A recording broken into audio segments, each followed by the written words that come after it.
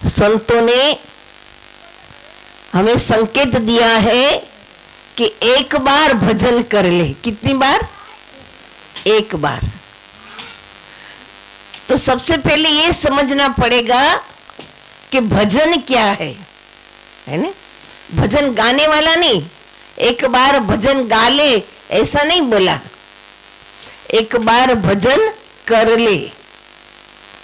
करने के लिए बोला, गाने के लिए नहीं बोला। तो करने वाला भजन क्या है? तो भजन का अर्थ क्या है?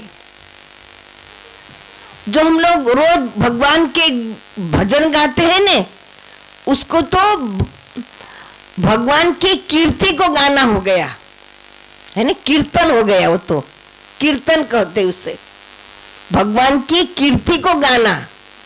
लेकिन यहां कहा है कि एक बार भजन कर ले। भजन करना बोला है, गाना नहीं बोला। जो हम गाते हैं वो भगवान की कीर्ति को गा रहे हैं। तो भजन का अर्थ है भ माने भीतर, अंदर, हमारे देह मंदिर में अंदर। ज माने जाप, न माने निरंतर, निरंतर भीतर जाप, निरंतर भीतर जाप श्वासों में, प्राण अपान में हो रहा है, जिसको हमारे ज्ञानियों ने अजपा कहा। श्वास को जपना नहीं पड़ता, और श्वास का ही भजन निरंतर हमारे अंदर हो रहा है, जिसको कहा कि अजपा नाम गायत्री, योगी नाम मोक्षदायिनी। अजपा है वो, अजपा यानी जिसको जपना न पड़े। बच्चा जब जन्म लेता है तो जन्म लेते ही वो श्वास लेने लगता है। उसको सिखाना पड़ता है क्या, कैसे श्वास लो, सिखाना पड़ता है। और श्वास हम कब तक ले सकते हैं? कब तक लेते हैं हम श्वास? श्वास लेना बंद हो गया कि राम नाम सत्य है, सत्य बोलो गत है ने? तो श्वास से ही हम जिंदा है, और श्वास का ही जाप अंदर निरंतर हो रहा है। हम रात्रि को सो जाते हैं, और उसमें भी रात्रि को कभी स्वप्नावस्था में, तुर्यावस्था में भी हम चले जाते हैं, फिर भी श्वास निरंतर हमारे अंदर चलता ही रहता है। तो श्वासोश्वास में परमात्मा का नाम है, और उसी को अंदर जपना, अजपा जाप हो रहा है। वो अजपा जाप की विधि सद्गुरु सिखाते हैं। कौन सिखाता है? सद्गुरु सिखाते हैं। और इसलिए हमारी भारतीय संस्कृति है कि सभी लोग गुरु बनाते हैं, है ना? तो गुरु तो सब करते हैं, लेकिन यहाँ सतगुरु की बात हो रही है। गुरु तो तंत्र मंत्र देगा, काना बाटी कर, 100 रुपया धर, तू चेला में गुर, बेटा मेरा पेट भर, जा तेरे घर, डूब चाहे मर,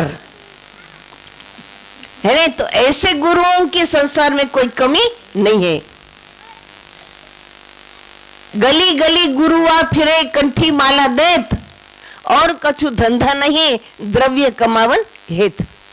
कंठी बांधकर चेले मुंडे, खाली फूंकी कान, ऐसे ढोंगी गुरु से भाई मिटे नहीं अज्ञान, है ना? ऐसे ढोंगी गुरुओं की संसार में भरमार है। एक जगह तो हमने देखा कि एक सज्जन मेरे से कह रहे थे, भाई जी ये हमारे गुरु है। तो क्या कर रहे थे? तो गुरु चेला की दाढ़ी बना रहा था, है ना? तो ऐसे गुरु क्या कल्याण करेंगे बताइए? भाई गुरु चेला की ऐसी कहानी है कि एक गुरु ने अपने चेला से कहा कि बाजार से जलेबी खरीद के ला। अब वो जलेबी खरीद के लाया तो 6 जलेबी आई। तो वो चेला सोचता है कि 2 जलेबी का भगवान को भोग लगेगा, 2 जलेबी गुरु महाराज जी की और 2 जलेबी मेरी। अब वो चेला ने क्या किया कि 2 जलेबी अपने हिस्से की खा गया, फिर भोग में से बोले एक गुरु की एक मेरी, तो भोग वाले भी एक खा गया। फिर गुरुजी उठे तो बोले तूने क्या किया? तो बोले 6 जलेबी लाए थे, 2 आपकी, 2 भगवान की, 2 मेरी। तो मैं दो अपनी दो खा गया, एक भोग वाली भी खा गया। बोले ऐसे कैसे खा गया? तो दूसरी दो महाराज गुरु महाराज जी की थी ने, वो भी खाई ये भी खाई, बताया कि देखो ऐसे खा गया।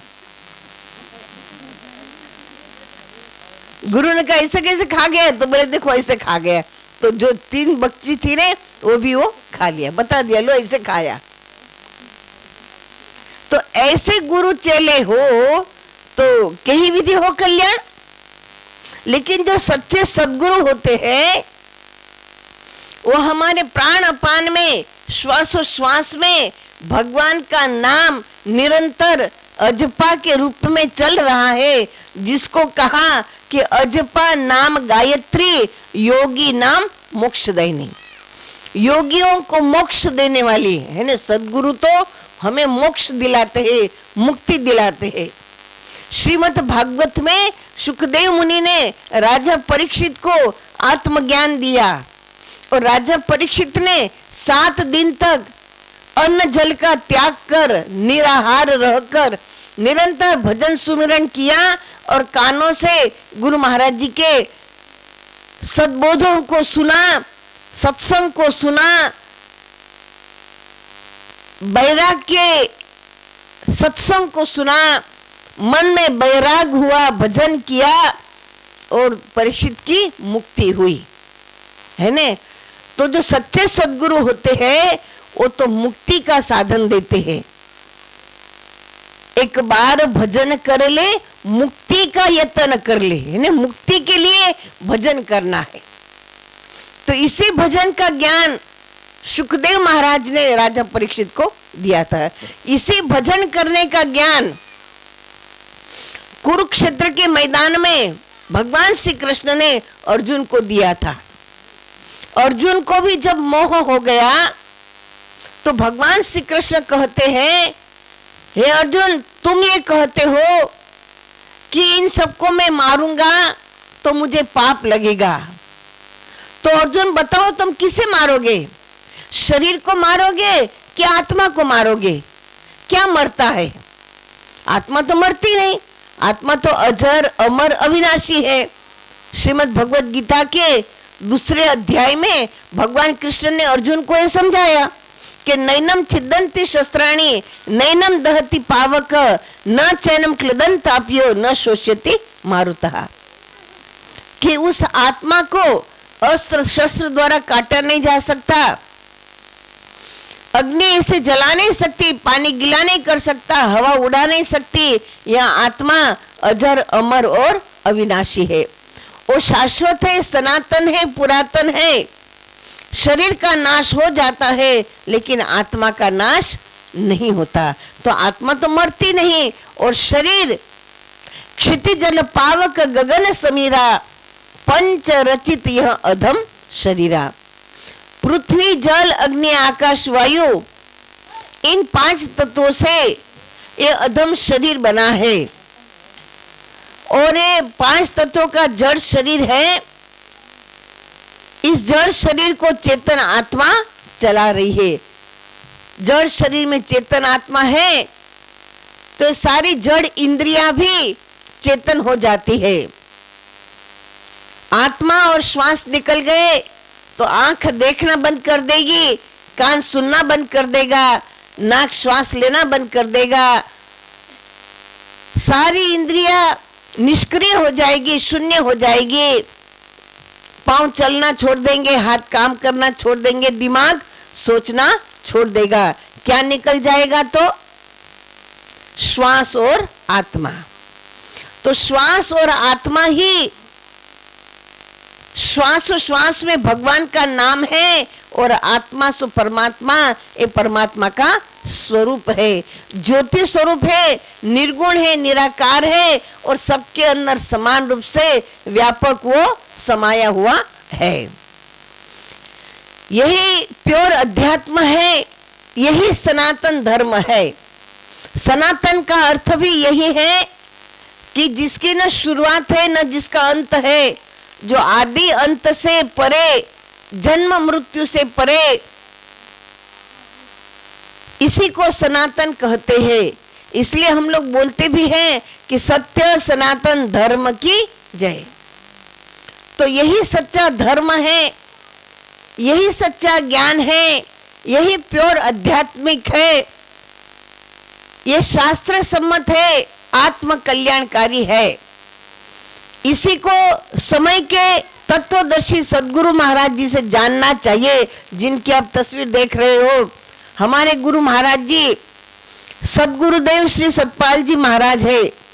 श्री गुरु महाराज जी ने हमें वही आत्मज्ञान दिया है जो ज्ञान सुखदेव मुनि ने राजा परीक्षित को दिया था, भगवान श्री कृष्ण ने अर्जुन को दिया था, भगवान राम ने हनुमान जी को दिया था, अयोध्या वासियों को दिया था। कलयुग में रामकृष्ण परमहंस जी ने स्वामी विवेकानंद जी को दिया था, संत रविदास जी ने मीराबाई को दिया। मीराबाई की कथा भी आप सब जानते हो। मीरा राजरानी थी, वो भी गृहस्थी थी, लेकिन मीरा की भगवान के चरणों में प्रीति थी। मीरा के जीवन की बात आती है कि मीरा जब बहुत छोटी थी, राजकुमारी थी, एक बार उनके घर के सामने से शादी की बारात जा रही थी। दूल्हा घोड़े पर बैठा था, सजा करके। तो मीरा ने पूछा, माँ एक घोड़े पर कौन बैठा है, क्या जा रहा है, बैंड बाजा क्या बज रहा है? तो माँ समझाती है, बेटा एक घोड़े पर दूल्हा बैठा है, इनकी शादी हो रही है। तो मीरा छोटी थी, ना समझ थी। मीरा कहती, माँ मुझे भी दूल्हा चाहिए, मेरी भी शादी करा दो। और मीरा ने जिद ले ली, बाल हट। और कहते हैं कि मीरा की माँ ने मीरा को भगवान कृष्ण की मूर्ति दे दी, कहा ले ये तुम्हारा दूल्हा है। और मीरा के मन में भगवान श्री कृष्ण दूल्हा के रूप में, अपने पति के रूप में बस गए। और मीरा मन वचन कर्म से, तन मन धन से भगवान श्री कृष्ण की मूर्ति की निरंतर पूजा पाठ करती रही कि ये मेरे पति है, पति मानती थी, है ना। लेकिन धीरे धीरे मीरा बड़ी होती गई तो भगवान के प्रति उसकी और प्रीति बढ़ती गई। मीरा ने भगवान श्री कृष्ण के लिए बहुत सुंदर मंदिर बनवाया, उनके लिए रोज नित्य नया नया भोजन बनाकर भगवान को भोग लगाती है, नित्य नए वस्त्र पहनाती है, नित्य नए गहने पहनाती है। भगवान के सामने बैठकर मीरा नित्य भजन गाती है और भगवान के साथ इतनी तन्मय हुई है कि श्री कृष्ण को ही वो अपना पति मानती है। धीरे धीरे मीरा बड़ी हुई। चित्तौड़ के राजा एक बार किसी प्रोग्राम में मीरा के पिताजी के यहाँ आए थे, कोई शादी ब्याह था, व्यवहार की ग्रुप से गए थे। तो उन्होंने जब मीरा को देखा और मीरा की कई बातें सुनी, मीरा के आचार विचार को देखा, तो मीरा के ससुर बहुत प्रभावित हुए और वहीं पर उन्होंने अपने पुत्र के साथ मीरा की सगाई कर दी। सगाई हो गई, शादी हो गई। जब बारात जाने वाली थी तो मीरा कहती है कि मैं ससुराल तो जाऊंगी, लेकिन मेरी एक शर्त है। तो राजा ने पूछा क्या शर्त है? उसके ससुर भी राजा ही थे, चित्तौड़ के राजा थे। बोले कि मैं अपने बाल भगवान, मेरे कृष्ण भगवान जो मेरे इष्ट है, मेरे पति है, मैं उनको साथ लेकर जाऊंगी। तो ससुर जी ने कहा ठीक है ना भाई, सबका अपना अपना भगवान के प्रति श्रद्धा विश्वास होता है, रख लो। तो मीरा के साथ एक उसकी सखी सहेली भी मायके से मीरा के साथ ससुराल गई थी और भगवान कृष्ण की मूर्ति को भी ले गई थी। मीरा की सहेली जो थी और मीरा के प्रत्येक भाव को, प्रेम को, व्यवहार को, नीति नियम को जानती थी, समझती थी, सहयोगी थी। अब मीरा ससुराल आई, वहां पर भी उसने भगवान कृष्ण का मंदिर बनाया और भगवान कृष्ण की बड़े प्रेम से सेवा पूजा करती है। मीरा ने अपने पति को समझा दिया कि मेरे पति तो एक कृष्ण ही है ना, भले तुमसे मेरा ब्याह हुआ है लेकिन मेरे पति तो मेरे श्री कृष्ण ही है। मीरा के पति समझदार थे, उन्होंने मीरा का भगवान के प्रति प्रेम देखा, उनकी भावनाओं को समझा और मीरा के पति ने भी मीरा को भगवान श्री कृष्ण के प्रति भक्ति के लिए स्वतंत्र छोड़ा। कभी वे मीरा की भक्ति के आड़े नहीं आए। लेकिन मीरा की सासू, वो भी राजरानी है, समाज में रहते हैं, तो व्यावहारिक रूप से समाज के कार्य भी अपने ढंग से करने होते हैं। एक बार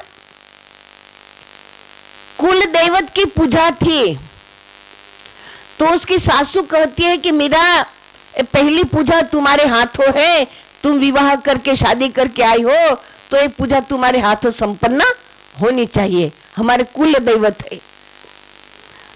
मीरा ने कहा ठीक है, मैं तैयार होकर आती हूँ। मीरा तैयार होकर तो आई, लेकिन जहाँ कुल दैवत की पूजा करनी थी वहां मीरा भगवान कृष्ण की मूर्ति को लेकर आई कि मेरे कुल दैवत तो यही है। तो उसकी सास को बहुत बुरा लगा, उसके ननद को बहुत बुरा लगा कि ये तो हमारी बेइज्जती कर रही है। भाई राजा महाराजाओं का जो माहौल होता है, वहां एक नई नई बहू अपने भगवान को लाकर बिठाए, विधि विधान के विरुद्ध जाए तो बदनामी तो होती है। तो सास को और ननद को बहुत बुरा लगा, लेकिन पहला ही मौका था तो उन्होंने कुछ बोला नहीं। लेकिन उसकी सास ने ससुर के पास शिकायत कर दी, लेकिन ससुर कहते हैं कि मीरा भगवान कृष्ण को चाहती है, इसमें बुराई क्या है ना, इसमें बुराई क्या है। तो ससुर का भी मीरा को सपोर्ट मिला, पति का सपोर्ट मिला। मीरा की भक्ति दिन ब दिन बढ़ती जा रही थी। मीरा निरंतर भगवान से बातें करती थी। एक बार उसकी ननद ने बाहर से कान देकर सुन लिया कि मीरा किसी के साथ बात करती है, तो उसने अपने भाई को, मतलब मीरा के पति को कान भर दिए कि भाभी अंदर किसी पर पुरुष के साथ बात कर रही है, इसका कोई यार दोस्त है। तो मीरा का पति कहता है कि तुम बार बार इस तरह से आरोप लगाती हो, चलो एक बार जाकर देखते हैं। तो एक बार ऐसे ही मीरा रूम का दरवाजा बनकर भगवान श्री कृष्ण के साथ तन्मय हो रही थी, भगवान कृष्ण के साथ वो बातें कर रही थी, और अचानक उसका है ने ननद और पति दोनों ने दरवाजा खोलकर अंदर घुस गए और जाकर देखा तो मीरा तो भगवान के साथ बात कर रही थी और किसी पर पुरुष के साथ बातें नहीं कर रही थी। तब जो है मीरा के पति को मीरा के प्रति और विश्वास बढ़ गया कि नहीं, मीरा सच्ची है। लेकिन मीरा की ननद और सास मीरा को बहुत ज्यादा परेशान करते थे। समय आगे बढ़ता गया, कहीं युद्ध में जाना था, उस युद्ध में मीरा के पति गए और उनका वहां देहांत हो गया। अब मीरा का देवर राजा बना, राणा। तो राणा को भी मीरा की ये भक्ति की बातें अच्छी नहीं लगती थी। नगर के लोग मीरा का भजन सुनने आते थे, मीरा भजन गाती थी, भक्ति में रंग जाती थी, सबको प्रसाद बांटती थी। मीरा का देवर कहता है तो हमारी नाक कटा रही है।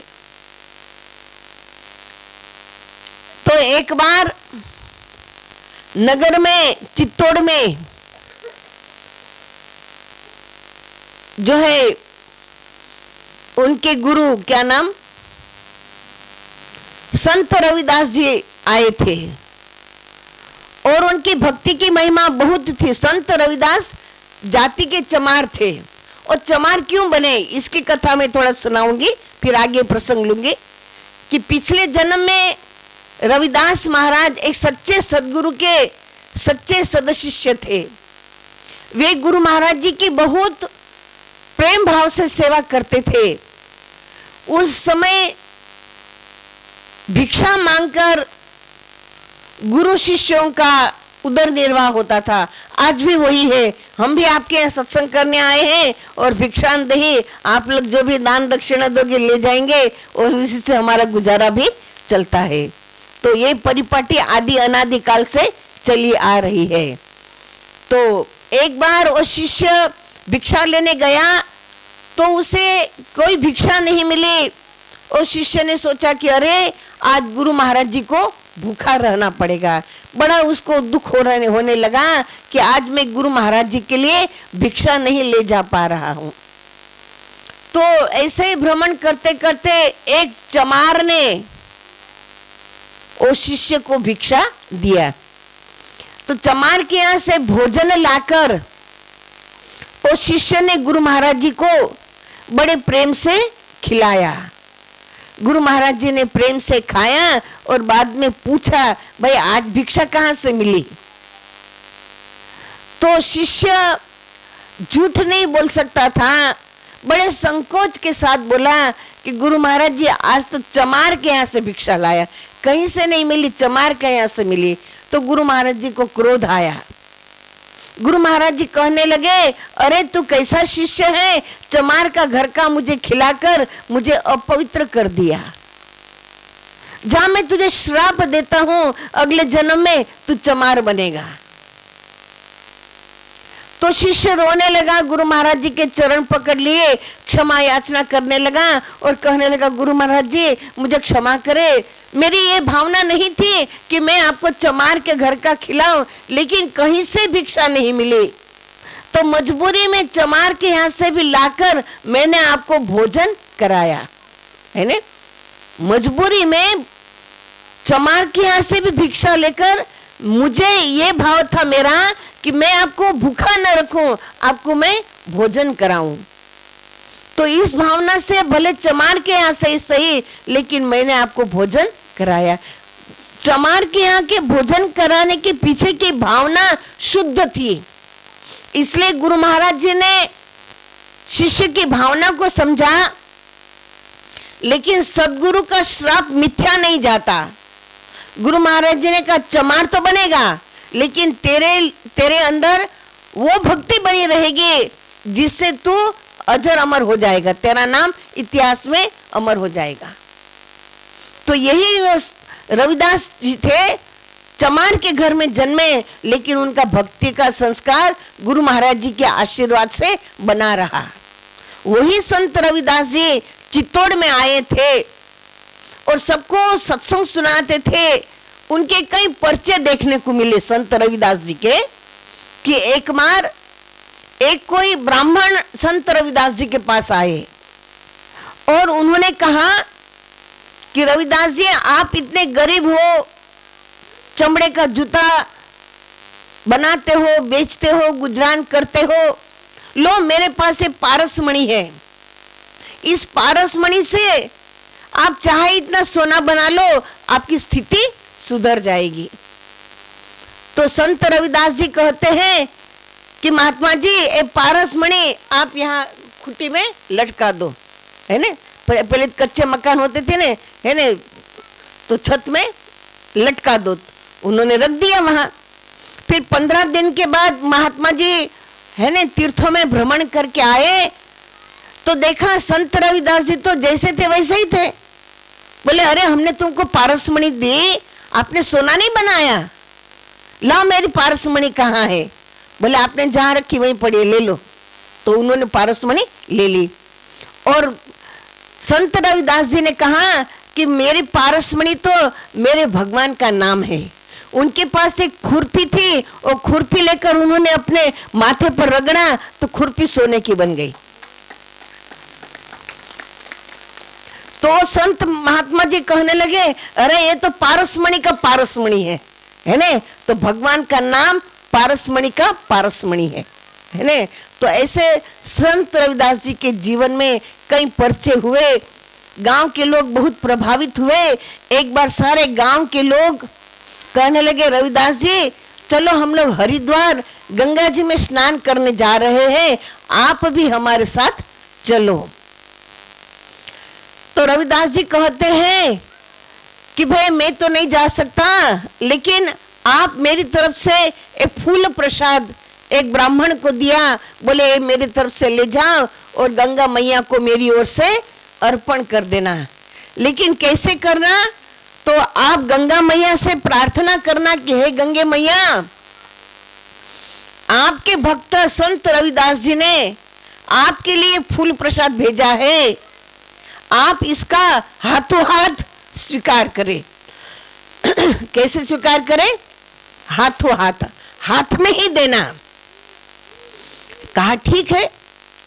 और सारे लोग है ने गंगा जी में हरिद्वार पहुंचे, गंगा जी में स्नान कर रहे थे। और ब्राह्मण ने संत रविदास जी का फूल प्रसाद लेकर गंगा जी में खड़े हो गए और गंगा मैया को प्रार्थना करिए कि हे गंगे मैया, आपके भक्त संत रविदास जी ने आपके लिए एक फूल प्रसाद भेजा है और कहा है कि आप इसका हाथों हाथ स्वीकार करो। और कहते हैं कि तुरंत गंगा जी में से एक हाथ बाहर आया और उसमें उस ब्राह्मण ने फूल प्रसाद रख दिया। वो ब्राह्मण भी देखता रहा, बोले क्या चमत्कार है।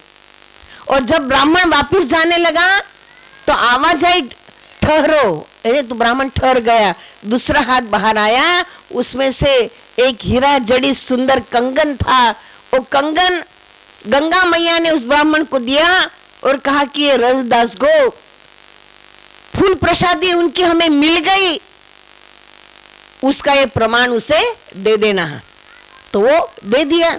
वो ब्राह्मण लेकर आया चित्तौड़ गांव में वापिस। वो सोचने लगा कि इतना सुंदर असली हीरा जड़ित सोने का एक कंगन, और संत रविदास और चमार क्या जानेगा इसकी कीमत। यदि मैं इसे राजा को दे दूं तो राजा मुझे कुछ बड़ा इनाम देगा, भेंट देगा। और इसी लालच में उस ब्राह्मण ने वो गंगा मैया का दिया हुआ कंगन राणा को दे दिया। अब राणा ने वो कंगन मीरा को दिया कि भाई ये कंगन पहनेगी, साज सज्जा करेगी तो भक्ति भूलेगी और समाज में रमेगी। लेकिन वो तो दैवी कंगन था। कैसा कंगन था? दैवी। गंगा मैया देव है ना, दैवी कंगन था। और मीरा भी दैवी संस्कृति है ना, दैवी शक्तियां लेकर मीरा जन्मी है। तो मीरा का दैवी संस्कार और जागृत हो गया। और मीरा राणा से कहने लगी, राणा जी एक कंगन बड़ा अच्छा है, एक कंगन पहना, दूसरा कंगन भी चाहिए, है ना, दूसरा कंगन भी चाहिए। अब राणा सोचने लगा चलो ये रम रही है संसार में, है ना, आज कंगन अच्छा लगा, कल दूसरा कुछ अच्छा लगेगा। तो राणा जी ने उस ब्राह्मण को बुलाया, बोले महाराज आप एक कंगन लाए, दूसरा भी लाओ, मेरा को दूसरा कंगन चाहिए। तब वो ब्राह्मण कहने लगा कि महाराज ये तो मेरी ताकत नहीं है। फिर उसने सारी बातें बताए कि ये तो संत रविदास जी ने गंगा जी के लिए फूल प्रसाद भेजा था गंगा मैया के लिए, तो वो हमने गंगा मैया को दिया। तो गंगा मैया ने संत रविदास जी के लिए कंगन दिया था, लेकिन मैंने लोभ में आकर आपको दिया ताकि आपसे मुझे भेंट मिल जाए, धन मिल जाए। तो ये बात मीरा को पता चली। तो मीरा ने कहा कि तो वो महाराज के पास हम जाएंगे, संत रविदास जी के पास जाएंगे, उनसे कहेंगे कि वो हमें दूसरा कंगन दे, है ना। तो वो ब्राह्मण राणा जी और मीरा कंगन लेकर संत रविदास जी के पास गए और मीरा ने संत रविदास जी को प्रार्थना करी कि महात्मा गुरु महाराज जी, आपके लिए गंगा जी ने जो कंगन भेजा है ये बड़ा सुंदर है, ऐसा ही दूसरा कंगन आप मुझे दो। तो संत रविदास जी वहां कथरोट पड़ी थी जिसमें वो चमड़ा भिगाते थे, नाम का सुमिरन किया और कथरोट में हाथ डाला और बोलने लगे कि मन चंगा तो कथरोटी में गंगा, और जैसे हाथ डाला दूसरा कंगन निकला, ले मेरा दूसरा कंगन। अब मीरा कहने लगी कि आपने ये शब्द बोला कि मन चंगा, चंगा का मतलब क्या है? पवित्र। चंगा मतलब पवित्र, कि तुम्हारा मन कितना पवित्र है कि चमड़ा भिगाने की कथरोट ऐसे पानी में भी आपने गंगा को प्रकट किया और कंगन मुझे दिया है ने। तो अब मुझे कंगन नहीं चाहिए, अब मुझे वो चीज चाहिए जिससे मन चंगा होता है, जिससे मन चंगा हो, मुझे वो साधन चाहिए। आप क्या साधना करते हो जो आपका मन इतना चंगा है कि कथरोट में भी आपने गंगा को प्रकट किया? और तब मीराबाई का संत रविदास जी के साथ ऐसा जुड़ा हुआ और रोज संत रविदास जी के पास आने लगे, रोज सत्संग सुनने लगे। संत रविदास जी आत्मज्ञानी सद्गुरु थे। मीरा को खूब सत्संग सुना करके उसका मन रूपी पात्र तैयार किया और संत रविदास जी मीरा से कहते हैं कि मीरा, तुम जिन कृष्ण को मानती हो उन कृष्ण भगवान ने कुरुक्षेत्र के मैदान में अर्जुन के हृदय में जो विराट स्वरूप का दर्शन कराया, वो दर्शन मैं तुम्हें कराऊंगा। और गुरु महाराज जी ने बड़ी कृपा दया करके मीराबाई को आत्मज्ञान दिया, 4 क्रियाओं का ज्ञान दिया, जो 4 वेदों का, भगवान विष्णु के 4 हाथों में शंख चक्र गदा पद्म है, जिसको चतुर्श्लोकी का ज्ञान, जो ज्ञान शिव तत्व ने ब्रह्मा विष्णु महेश को दिया था। ब्रह्मा विष्णु महेश ने उस चतुर्श्लोकी के ज्ञान को, 4 क्रिया के ज्ञान का खूब भजन किया, ध्यान किया, युगानुयुग ध्यान किया, तब उनके अंदर ये शक्तियां आई और ब्रह्मा जी ने सृष्टि की रचना करी। विष्णु भगवान ब्रह्मा जी की रची हुई सृष्टि का पालन करते हैं, शिव संहार करते हैं। वही आत्मज्ञान संत रविदास जी ने मीराबाई को दिया। और संत रविदास जी ने कहा कि मीरा, 7 दिन तक अब तुम ध्यान सुमिरन भजन करो, मेरे दर्शन के लिए मत आना। मीराबाई ने गुरु महाराज जी की आज्ञा का पालन किया। मीरा घर गई और 7 दिन तक निरंतर इतना खेचरी मुद्रा लगा करके नाम का सुमिरन किया, ध्यान किया। अनहद में बैठी 4 क्रिया में मीरा ने इतना मन लगा दिया। और 7वां दिन आया, मीरा ध्यान करती है तो मीरा ध्यान में क्या देखती है कि वो आत्म ज्योति का प्रकाश इतना अगाध प्रकाश है कि उस प्रकाश में कभी कृष्ण भगवान दिखते हैं, कभी गुरु महाराज जी दिखते हैं, कभी प्रकाश दिखता है। तीनों का जो है संगम वहां दिख रहा है। मीराबाई समझ गई कि मेरे गुरु महाराज जी ने मुझे उन कृष्ण भगवान को, जिनकी मूर्ति की मैं पूजा करती थी, वो तो निर्गुण निराकार ज्योति स्वरूप से मेरे अंदर है, वो तो मेरे अंदर रहते हैं, मैं तो मूर्ति की पूजा करती थी। और तब मीराबाई ने भजन लिखा कि सदगुरु मिलिया संशय छुटिया, घट पायो प्रकाशी, गिरा गावे मीरा दासी, और मैं तो गिरधर के रंग राची। मीरा कहती है कि आज तक तो मैं मूर्ति की ही पूजा करती थी, लेकिन वास्तविकता तो जो मूर्ति है वो तो निर्गुण निराकार ज्योति स्वरूप मेरे अंदर है।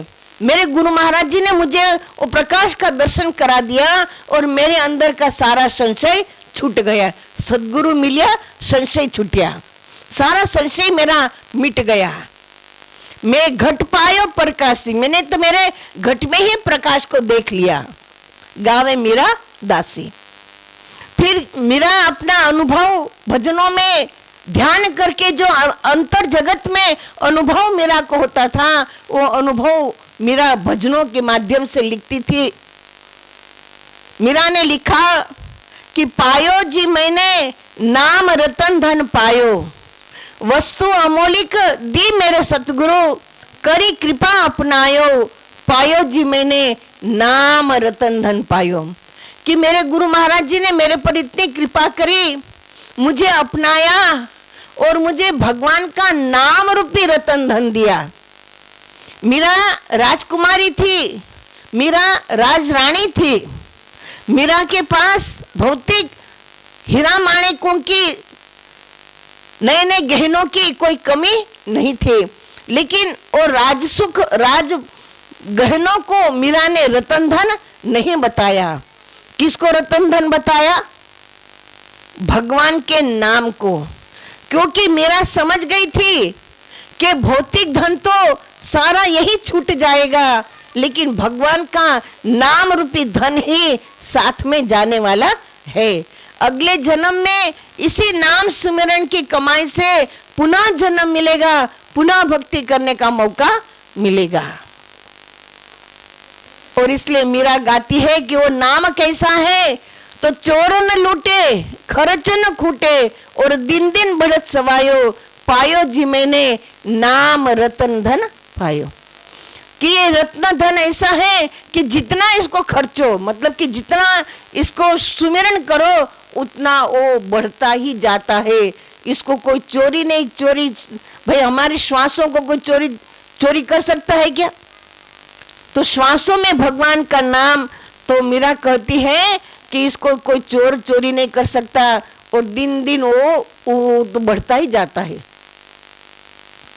तो इस तरह से मीरा ने अपना अनुभव शास्त्रों में लिखा और कहते हैं कि मीरा नाम सुमिरन में इतनी मस्त हो गई, इतनी मस्त हो गई, और वो पदों की रचना करती जाती है, भजनों की, आध्यात्मिक भजनों की अपने अनुभव से रचना करती है। तो उसमें मीरा खो जाती है, मीरा खो जाती है, और मीरा इतनी तन्मयता से मस्त हो जाती है कि जब मन प्रसन्न होता है, मन नाचता है, तो शरीर भी नाचने लगता है खुशी के मारे। उसको कहते जीव और ब्रह्म का मिलन। जीव ब्रह्म के साथ नृत्य करता है, जैसे गोपियों ने भगवान श्री कृष्ण के साथ महाराष्ट्र में नृत्य किया था, जीव ब्रह्म का वहां नृत्य होता है। तो मीरा नाम में इतनी खो जाती थी कि उसका तन मन नाचने लगता था। तो मंदिर में वो भजन गाती थी, तो लोग देखने के लिए आने लगे, तो लोग मीरा का नृत्य देखने लगे, और नृत्य देखने लोग आते तो सबको मीरा बिठा करके सत्संग सुनाती थी, है ना, सत्संग सुनाती थी, भजन गाती थी। तो मीरा के साथ और लोग भी भजन गाते थे, तो कोई सुरताल नहीं मिलता था, है ना, सुरताल मिलता नहीं था। तो मंदिर के पुजारी ने दूसरे दिन वहां ब्लैक बोर्ड पर लिख दिया कि ताल से गाइए। क्या लिखा? ताल से गाइए। मीरा ने इसको पढ़ा, ब्लैक बोर्ड को उल्टा कर दिया, और मीरा ने लिख दिया भाव से गाइए, है, भाव से गाइए। ताल मिले न मिले, लेकिन उसके पीछे का भाव प्रकट होना चाहिए। जैसे मैंने अभी भजन गाया, मुझे भी भजन गाना नहीं आता, है ना, हमारा ताल नहीं मिला, लेकिन उसके अंदर का भाव हमें समझना है। एक बार भजन कर ले, मुक्ति का यतन कर ले, कट जाएगी 84, हरि का सुमिरन कर ले। एक बार भजन कर ले, मुक्ति का यतन कर ले, है ना। तो ये एक गाते तो है, बड़े भाव से हम उसके अंदर का सार क्या है? एक बार भजन करना, तो एक बार कौन सा?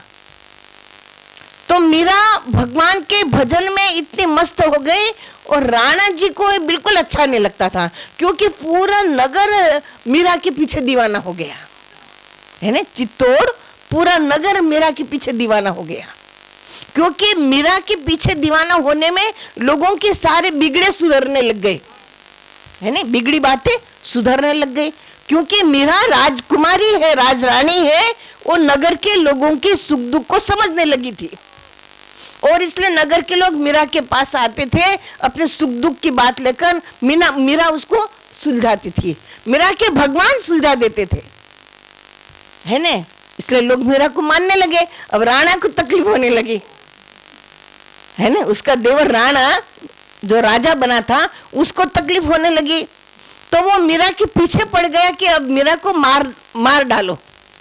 तो पुजारी के हाथों चरणामृत कहकर राणा जी ने विष भेजा, लेकिन मीरा तो जानती है कि चरणामृत है, और भगवान की करनी ऐसी हो गई कि वो जो जिस पात्र में चरणामृत भेजा ने, वो पात्र दासी ने बदल दिया है ना, दासी ने बदल दिया, क्योंकि दासी भी जानती है ना कि भाई मीरा तो असली है, हाँ पाप लगेगा हमको, तो दासी ने वो बर्तन बदल दिया। लेकिन भाई कहने में तो ये आता है कि मेरा जहर का कटोरा पी गई है ना, तो भगवान ये एक दूसरे के मन में ऐसे प्रेरणा कर देते हैं है ना।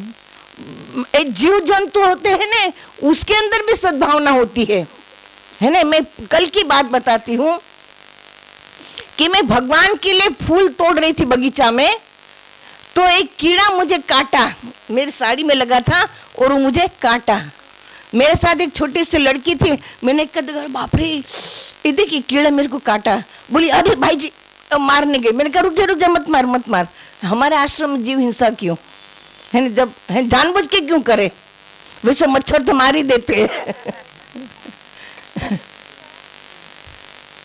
क्योंकि वो आतंकवादी है मच्छर। भगवान कृष्ण का कथन है आतंकवादी को मारने में पाप नहीं, दोष नहीं है। तो मैंने कहा मत मार, तो लड़की ने नहीं मारा, तो मुझे वहां दर्द भी नहीं हुआ, वो कीड़ा ने भी मेरी तरफ देखा, मैंने महसूस किया है ना, तो कीड़ा ने भी मेरी तरफ देखा कि इसने मारने नहीं दिया, तो बचाने मारने वाले से बचाने वाला बड़ा होता है। तो मुझे वो जगह पर न सूजन आई कि न मुझे दर्द हुआ। तो भगवान सबको सद्बुद्धि देता है, सबको सद्भावना देता है। दासी ने कटोरा बदल दिया। एक बार राणा ने जो है भगवान के लिए फूलमाला भेजा, फूलमाला के रूप में क्या भेजा था, सांप भेजा था है ना। लेकिन जब मीरा ने उस है ना पात्र को खोला तो वास्तव में उसमें से माला निकली और मीरा ने भगवान को पहना दिया। तो नाना प्रकार से राणा ने मीरा को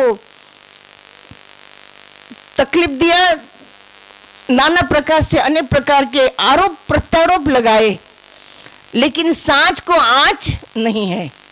मीरा बहुत परेशान होने लगी।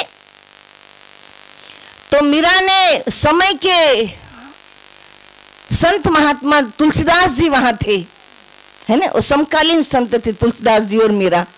तो मीरा ने तुलसीदास जी को पत्र लिखा कि मेरी ऐसी परिस्थिति में क्या करूं। तो तुलसीदास जी ने उनको जवाब दिया कि ऐसी परिस्थिति में जो हमारी भक्ति के आड़े आता हो उसका त्याग करो। इस शास्त्र का कथन है, हमारी भक्ति के जो कुछ भी आड़ा आता है उसका त्याग करो। और मीरा ने राज परिवार का त्याग किया और मीरा चल दी वृंदावन की ओर। अब मीरा चल दी तो मीरा के साथ है ना गांव नगर के लोग, फिर आगे लोग जुड़ते गए और वो पद यात्रा वृंदावन तक पहुंची। वहां वृंदावन के भगवान कृष्ण के मंदिर के जो भी पुजारी उजारी थे उन्होंने मीरा का स्वागत किया, क्योंकि जिसका जो लक्षण है हीरा तो अपने आप चमकता है ना। सोने की कसौटी होती है तो सोना घिसकर और चमकने लगता है।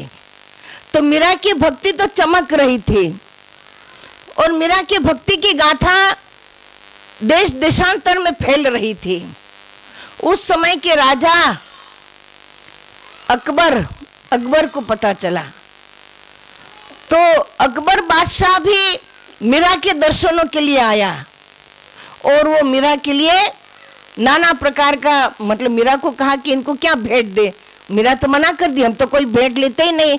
तो अकबर बादशाह ने भगवान श्री कृष्ण के लिए जो है नाना प्रकार के आभूषण जो है मीरा को भेंट किए। तो इस तरह से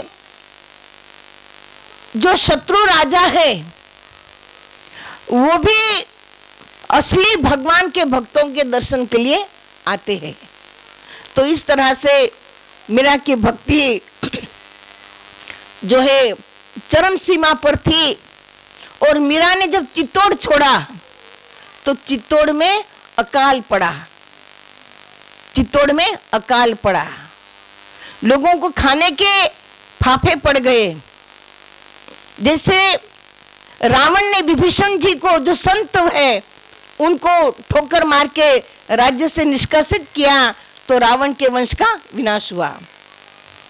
दुर्योधन ने विदुर जी का अपमान करके उनको भी देश निकाला दिया तो है ना, दुर्योधन का भी वंश के विनाश का विनाश हुआ। तो जो संत को तकलीफ देता है, संत का अनादर करता है, तो भगवान भी रूठ जाते हैं, है ना। चित्तौड़ में अकाल पड़ गया, बारिश नहीं बरसी, इतने धूप पड़ने लगे कि लोगों को खाने के लिए कुछ नहीं मिलता था, पीने के लिए पानी का भी अभाव हो गया। तब राणा को बड़े बड़े विद्वानों ने समझाया कि तुमने मीरा का अपमान किया, इसलिए ये दिन तुमको देखने पड़ रहे हैं। किसी तरह समझा बुझा करके मीरा को ले आओ। तो राणा ने अपने मंत्रियों को भेजा मीरा को लाने के लिए, लेकिन मीरा ने साफ मना कर दिया कि जहां से हम निकल गए वहां हम वापस जाएंगे नहीं, हमने जिसका त्याग किया सो किया। तो और भी कई लोगों को राणा ने भेजा, लेकिन मीरा नहीं आई। फिर अंतिम उपाय, राणा ने एक ब्राह्मण देवता को भेजा कि मीरा ब्राह्मण का अपमान नहीं करेगी। एक ब्राह्मण देवता को भेजा, कहा कि किसी तरह मीरा को लेकर आओ, नहीं तो वहीं अपने प्राण दे देना, है ने। तो ब्राह्मण देवता ने मीरा को यही बात समझाई कि मीरा, किसी तरह तुम्हें चित्तौड़ वापिस आना है। अगर तुम नहीं आओगी तो मैं यहाँ अपने प्राण दे दूंगा। अब मीरा सोचने लगी कि यदि मैं न गई, क्योंकि मुझे तो जाना ही नहीं है, मुझे तो आज्ञा नहीं है भगवान की वहां जाने के लिए, तो मुझे तो चित्तौड़ वापिस जाना नहीं है। और यदि मेरी वजह से ब्राह्मण मरते हैं तो ब्रह्म हत्या का मुझे पाप लगेगा। और इसलिए मीरा ने भगवान के चरणों में ऐसे लौ लगा दी कि जब सवेरे सूर्योदय हुआ तो मीरा का शरीर वहां नहीं था, वहां फूल पड़े थे, है ने। तो मीरा की ज्योति, भगवान की ज्योति में ज्योति विलीन हो गई।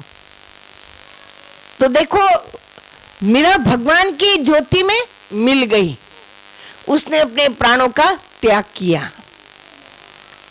जब ब्राह्मण देवता ने देखा तो वहां मीरा का शरीर नहीं था, वहां फूल पड़े हुए थे।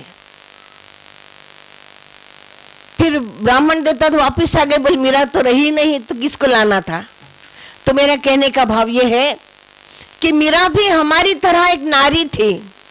उनके जीवन में भी नाना प्रकार के कठिनाइयां, परेशानियां, परीक्षाएं हैं, आई है, लेकिन जिसका भगवान पर विश्वास है, भरोसा है, जिन्होंने ईश्वर को अपने हृदय में तन्मय सदगुरु की कृपा से जाना है और साधना करी है, तो जाको राखे साइया, मार सके न कोई और बाल न बाका कर सके जो जग बैरी होए। तो इस तरह से भगवान जीव की रक्षा करते हैं।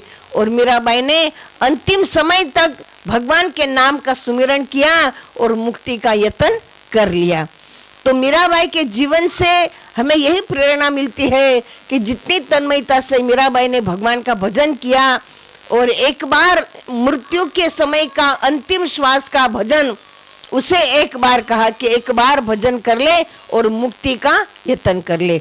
कट जाएगी 84, मीराबाई की 84 भजन करते करते कट गई है ने। तो हमें भी ये प्रेरणा लेना है और खूब भजन ध्यान साधना करके अपने आत्मा का कल्याण करना है। तो इस कहानी से आप लोगों को कुछ प्रेरणा लेना है और उस पर चलना है। हमारा आश्रम आपके फर्रुखाबाद के मसैनी चौराहा में है और वहाँ संत महात्मा रहते हैं। प्रति रविवार 12 से 4 आश्रम में सभी धर्म ग्रंथ शास्त्रों के आधार पर सत्संग प्रवचन होते हैं। श्री गुरु महाराज जी का सत्संग मानव धर्म पत्रिका, हंसादेश पत्रिका में सभी शास्त्रों के आधार पर प्योर आध्यात्मिक सत्संग प्रवचन महाराज जी के पत्रिकाओं में रहते हैं। आप लोग महाराज जी की पत्रिका भी पढ़े। और महाराज जी का सत्संग आस्था चैनल पर सवेरे 8:40 में आता है। सबके घर में टीवी है। दुनिया भर के कथाकारों की कथाओं को सुनते हैं। महाराज जी की भी प्रवचनों को आप लोग न केवल सुने लेकिन इसको समझने का प्रयास करें और समझ करके सच्ची भक्ति जानकर सच्चा ध्यान भजन अभ्यास कर अपनी आत्मा का कल्याण करें। तो यहीं पर मैं अपनी वाणी को विराम देती हूँ। बोल श्री सद्गुरुदेव भगवान की, मानव धर्म की।